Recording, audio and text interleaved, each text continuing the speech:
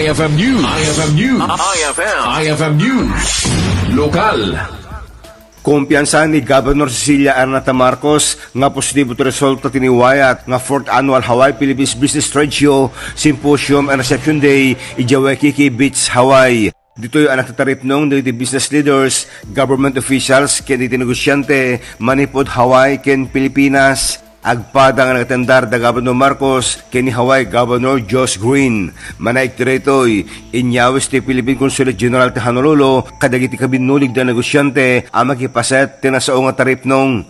Naidasada iti oportunidad ti negosyo, investment, workforce development, turismo, innovation ken isayang katpati diskusyon, pakasek ng ti kultura, ken pakasaritaan ti ken relasyon ti Hawaii ken Ilocos Norte.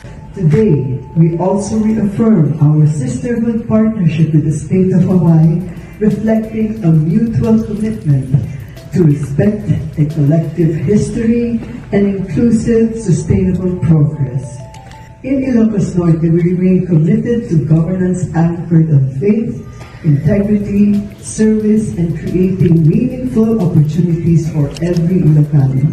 We measure our service by how it uplifts every sector of society and improves the lives of our people. Truly, service Ilocanos can trust. Servisyo ang mapagdalkan.